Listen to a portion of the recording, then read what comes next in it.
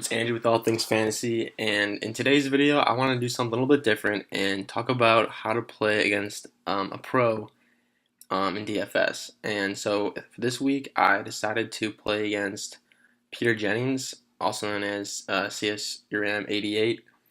I decided to play him heads up on both DraftKings and FanDuel, and for a couple reasons. Just kind of like one, I wanted to see like what type of cash game lineups he was making, and maybe try to see um, how he's making his lineups, and maybe try to get in his head a little bit, like how he's like the steps that he's going through to construct them, and just kind of stack and like kind of try to compare his lineups to my lineups, and seeing what he's doing differently than me, and really try to maybe improve my lineups in the future. And I also wanted to just see how I do against him. But yes, I wanted to make this video. Not and I don't want to, and I kind of want to like have a disclaimer here. I'm not making this video to like discourage, um, to discourage Peter Jennings from like doing all these making his videos and like giving out his picks. And that's not why I'm making this. I'm making this video to encourage people to play these better players, and like know that they can beat them. Like it's not impossible to beat a pro head to head. So like I think that's the biggest thing I'm trying to get here. Um, like you can make these good lineups. Like these guys aren't unbeatable, and I just wanted to kind of make this video to kind of explain my thought process in building some of my lineups, and kind of show you my lineups that did good, did bad, and basically how I made them. So in my first lineup, so yeah, I played them in a $5 double up, or $5 head to head, and in FanDuel, and here's this lineup. I beat him by a pretty good amount, almost 30 points. This was definitely a great lineup. This was pretty much the lineup I used in cash, except that for this lineup I used like this was the Thursday Monday slate. I want to talk about that. So yeah, so that's why you see Mike Wallace and Steve Smith in there. So after the Thursday night game, he was up on me by like almost 7 points. Because he picked Steve Smith, I picked Wallace. So obviously, one, he had the salary advantage over me, and obviously Mike Wallace didn't perform like I thought he would. I thought he'd get a couple of deep bombs, and maybe score a touchdown, and that didn't happen. Steve Smith ended up getting in the end zone. Yeah, so, but I did make it back. I did make it up on the Sunday games, and actually I actually won it on Sunday, even though I had Eifert. I actually was already beating him, and he had no guys left after the Sunday night game. So that was really awesome. But yeah, so I'll go through my lineup first. So I had a Marcus Mariota, DeMarco Murray, Rashard Matthews stack, and obviously in hindsight, like the best stack would have been Mariota, Murray, and Walker. But like I looking at the Thursday Monday slate, like I was all over Eifert for all of my my lineups with had the Monday game in there. Like I loved Eifert, especially coming off a big week, and I thought him and Dalton's chemistry really kind of picked back up again, and I thought it was a good matchup against the Giants. And yeah, like on one of their first couple of drives, they had this. I think it was their first drive. Eifert had like a 70-yard play, and he almost excuse me, and he almost scored, and he got stopped just short, and they ended up AJ Green ended up getting the touchdown. But yeah, but they first played the game, yeah, he ripped off this big play, and then he really didn't do much the rest of the game, so that was kind of disappointing to see. But yeah, I definitely think Eifert's going to be a guy to talk about in the future, who's going to put up some more monster games. So that's why I didn't go Walker there. So Walker really wasn't on my radar. But yeah, but Matthews still wasn't a bad play, especially for his salary. Like he's still 13.8 wasn't bad. He did catch a touchdown, so that was nice. Um, yeah, so that was my stack, and then I went with David Johnson, who was like, obviously we saw ICC, obviously we see CSURAM88 had him, and that was just obviously the chalk cash play of the week. I think everybody had David Johnson in their lineup, and with me, I mixed it up. I left him out of some tournaments. I left him out of tournament lineups, just to try to be a little bit, to try to differentiate myself a little bit. But for my Mario stack, I went with Murray, just kind of go with that game stack. And obviously Murray had a really, really good day. Like, arguably, like, was having like one of the best days. Like, obviously, he had like the best day, at the beginning of Sunday, like for the early games, and then you see Zeke come here and be like, nope, and Zeke just killed it and made DeMarco Murray's day look bad, even though DeMarco Murray still had a really, really good day. But I felt really good about that, with my running backs. And then obviously I talked about Wallace. Didn't really do as good as I wanted them to, but Jordy had a solid game, and that's where I kind of ran it back with Jordy with the Mariota. I kind of did a game stack there because I really liked this game. I thought this was going to be a really high scoring game. It ended up being obviously super high scoring. Tennessee put up 47, and Green Bay was coming back, and then they were throwing the ball. So I really liked Jordy's spot. Talked about Matthews, talked about Eifert, and then McManus. McManus, I just thought was a good play. I thought obviously the Saints defense is bad, and I thought Denver's offense is mediocre, and then it would suit well, or it would work out well for the Broncos to get in field goal position and McManus, get a couple. So, and that ended up working out for me. And he got the 13 points. And then Washington D, I was really, really on Washington D, and you saw CSU was on him as well. Mainly because Minnesota's offense has looked bad, and I was really, not that Washington's defense is elite or great, but they're definitely not as bad as people were thinking they were. Like, I know at the beginning of the year I was like, oh, Josh Norman, they're going to be locked down. They're going to be they're going to be the new Panthers D. Like, obviously not. Like, and we saw that. Norman isn't the whole defense, and but Washington defense has slowly gotten better. I think as the weeks have gone on, I think it was a good spot for them. They were playing a team that they could, hold. And so I had a lot of good exposure to them in cash. And 6 points wasn't bad. There were some better spots, but I would have liked to bet on the Tampa Bay defense. Definitely, that was a great spot, and I really should have thought about that.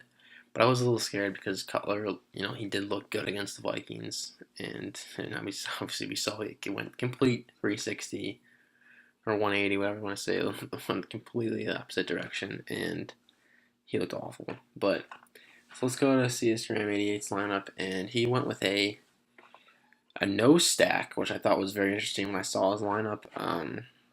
A no stack went with a lot of just chalky plays, and I think that was really where I started to pull away from him and different and really work out for me was that he went with a lot of chalk, right?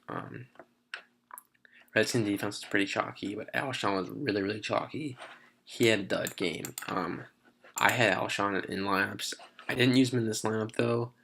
I very easily could have.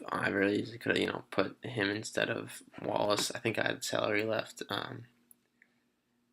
But yeah, I'm glad I didn't. Alshon had an awful game, and Mike Evans, for Tampa Bay to score that much, Mike Evans did not have a big game at all, and that was really disappointing to see. But yeah, Mike Evans was a guy that I liked too this week, and he didn't end up having a good game that obviously benefited me in this matchup. but I talked about Steve Smith already. Yeah, pretty good game, especially for his price. And then yeah, he had Le'Veon Bell. Great play. Like obviously, like I was telling you, he didn't really have any stacks, or I guess he had a Mike Evans, Alshon Jeffrey little wide receiver game stack, if you want to call it that. But yeah, he's had a ton of chalk plays. A really interesting lineup. Like I'd really kind of want to see like it was my own like his thought process was with this. It seemed like it was just him putting against a bunch of chalk, and he had Cam in there. Um, I, I thought Cam. I thought Cam was gonna have a decent game, but I thought there's better spots for him. Like I did respect Kansas City's defense, and obviously I ended up being right. But I really didn't like Cam. I think I might have had won a couple lineups in tournaments, but that was it. I really did not have too much exposure to Cam. I really just didn't like him this week. I thought there's better spots out there for quarterbacks. But yeah, I was talking about David Johnson being chalk. Evans, it's kind of just chalky plays. And then Zach Ertz, interesting play. I don't think he was too chalky. I think the Atlanta was pretty vulnerable to tight ends. That was maybe his thought process behind it. And Zach Ertz kind of did have a good week the previous week, and it was kind of starting to click more with Wentz. So maybe that was a decent play. But there was just a lot of better plays out there. Like Cameron Brate had a really good game. And obviously Delaney Walker had a monster game. So there was better games out there with tight ends. But yeah, Zach Ertz was an interesting play. I think there was more shocking plays, but I don't know. Interesting play for Zach Ertz. I don't know. I'm really interested in just his lineup in general. It's just there's no like. It's kind of just it seems like almost kind of seems like an amateur lineup, right? Like there's not a lot of structure to it, I guess. And then he went with Will Lutz with his this kicker, which I thought that was a good play. I was thinking about going Breeze in some cash. I think I did go with maybe Breeze in a tournament or two. I think that's what I mean. I was going Breeze in a couple tournaments, not cash, but just because he was at home and we know how his home splits are, and I thought that could really benefit Lutz, especially with the fact that like they're like if they can get the ball on the field, maybe just not convert. That could be a huge game for Lutz. But I ended up kind of going the opposite of that, and it worked out better for me. And then he had Washington defense as well. But yeah, I mean, it's a really interesting lineup. Honestly, a lineup I definitely, for me, like, there's definitely guys most of these guys I looked at or were looking into during the week, but they were kind of, a lot of these guys I kind of like crossed out my list. Especially for cash, just because they were just seemed to have too much risk, and this week was a little bit weird. Week 10, I thought I really started to really narrow down my player, the players I wanted exposure to at the end with cash, because I felt like I wasn't really confident in too many games besides the Green Bay game, and I was still decently confident in the Steelers game, which ended up being good. But yeah, so I really loaded up on the Green Bay game, and it ended up working out for me. But yeah, interesting lineup by him. So that was the lineup I won. That was the head-to-head that I won. And now I'm gonna quickly look at the DraftKings head-to-head that I actually lost. So here we go. Here is the DraftKings head-to-head, and this game obviously it's kind of swung the other way. And he beat me by over 30. So yeah, so it did kind of swing the other way, and it's actually kind of funny because you kind of see him used the players that I used in the previous lineup against him, and I actually had some different plays. But yeah, so interesting lineups all around. Definitely kind of got me back. What we could say, like, he did one with the Marcus Mariota, Rashard Matthews stack, which ended up being pretty good. And then he used David Johnson again. I won't talk about him. He used Sproles. I used Sproles in this lineup. This obviously, this my lineup was a little bit different because you gotta take out the kicker and just salary wise. And I went Andy Dalton. I went Mariota all day long in cash for the Sunday slates, but for this Thursday Monday slate, for this lineup, I wanted to differentiate myself on with the DK pricing, and I went the Dalton AJ Green stack. AJ Green had a pretty respectable game, obviously for his price tag. Like, you kind of expect somewhere around there, but yeah, Andy Dalton kind of killed me. Not a great game. But yeah, I was happy with David Johnson. Happy with Sproles. Obviously, we talked about AJ Elson being a kind of a dud. That kind of hurt. We both had Matthews. He went Will Ty. I went Eifert. Will Ty was a pretty interesting play. We kind of had that head-to-head tight end here in the game. Yes, that's the thing. Going into Monday's game, I had Andy, AJ, and Tyler Eifert, and I was down by a good amount. Like, I want to say I was down by like almost 60 points, or maybe not that much. I don't really know, or maybe more than that. Because I lost by 30, and he only had with his tight end. So yeah, I needed to do a lot of work. I needed, and you don't have a monster game, and I needed Eifert and AJ Green to touch a lot of touchdowns, and that did not happen. So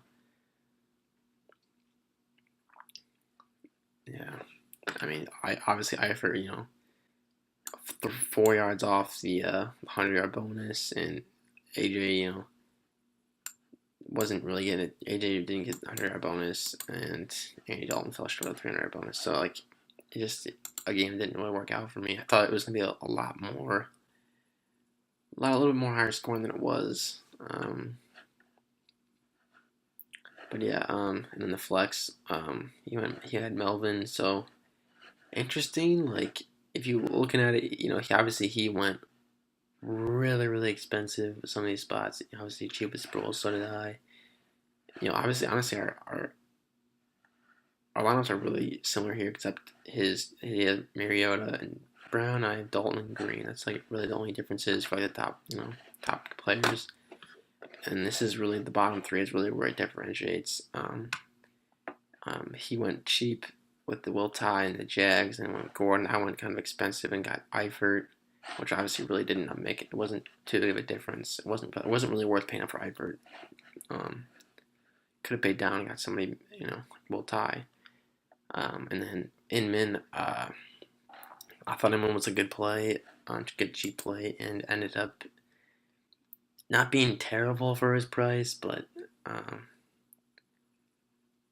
it hurts you in this case when you pay down for somebody and he kind of produces like the minimum, but then your higher price guys don't produce like your Eiferts, your Alshons, they don't give you huge numbers. And then so that was kind of hurt. And then Allen Redskins again. I saw that. I obviously talked about that being a chalky defense, but yeah. So I mean that was really kind of the difference makers for him were really the Antonio Brown and the Mariota plays, and also Melvin Gordon made a difference too. But yeah, other than that, like that was really his big differences from my lineup, in this matchup. Obviously, and Mariota was just a great cash play, and I kind of went a little bit more. Like Andy Dalton was really more of a tournament play, and I did have this in tournaments, but I was kind of feeling it, kind of taking a risk, and in this in this head-to-head, but didn't end up working out. Um, yeah, so that was really the thing to take away is like I knew this was a tournament play. I knew it was risky. I went for it anyways. Didn't work out, but um, definitely a lineup that like this is a little more understandable lineup. You actually have a QB wide receiver stack, a cheap one, and then with him an expensive and his he has his stud wide receiver and stud running back, and then he has Alshon in there, a good cheap and good cheap Sproles that give him great value.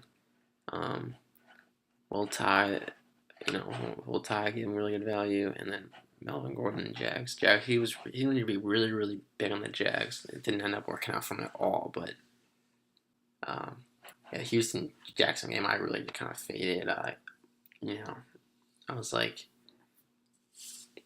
I don't think that like I'm just like these offenses both suck. There might not be any scoring. Like this could be. I mean, this is gonna go like a couple ways. It's gonna be like pretty low scoring, or it's gonna be just an all out onslaught. And I was not willing to take the risk, just because I thought the offenses were like were like just less productive than like how bad the defenses were. If that makes any sense. Like I thought like Blake Bortles, just with how bad like Blake Bortles and Osweiler have been playing, like they weren't gonna be able to take advantage of the bad defenses, and that ended up pretty much being the case. So I kind of just avoided that game at all costs, and it worked out. So yeah, that was kind of my little review of how to play against the pro in DFS. Hopefully, this encourages more people to play pros because I know every week happens where there's constantly tons and tons of pros, out there playing, trying to get playing, big stakes head to heads, and they don't find any, and nobody wants to play them, and I just wanted to kind of show you guys like that they are beatable. And, I think this DraftKings lineup really doesn't do it justice. The fact that I just kind of personally had an error. Like I just made a bad play. Like looking at it, I put a tournament play in a head to head that I shouldn't have.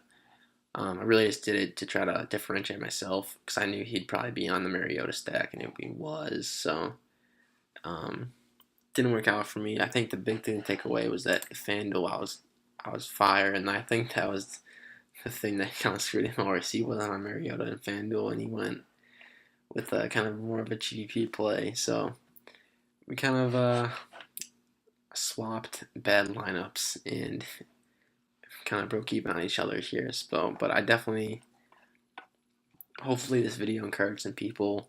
Hopefully, you guys will all go out and try to play a couple pros. Maybe play Pete if you want. I know there's tons and tons of great pros out there that just by playing them will make you a better player. Just by getting that experience, looking at their lineups, looking to see what they did, looking to see what positions they paid up for certain weeks, and what kind of players they were looking at. That's really that's how you get better, is by playing people that are better than you. Like you're not gonna get any better by playing.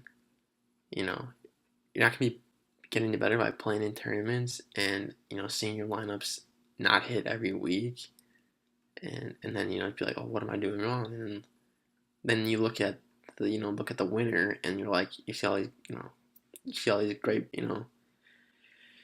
these great cheap guys that hit big, and then you try to do the same thing, and you never do it, and that's how you lose money. So I just wanted to really emphasize the fact that you can play head to heads against these guys, and that's the thing. Like, there's a lot of these head to head lobbies, and they're just full of guys that are experienced players, and I think some people are scared. Amateur players are scared to play them, and I kind of just wanted to maybe have a sense of encouragement to the amateur players out there. Yes, that was my little ending rant. Hopefully, some people found this video helpful. Yeah, I'll try to make a video like this in the future. But yeah, so that was my how to play against a pro video. I hope you found this helpful, and I'll see you in the next one.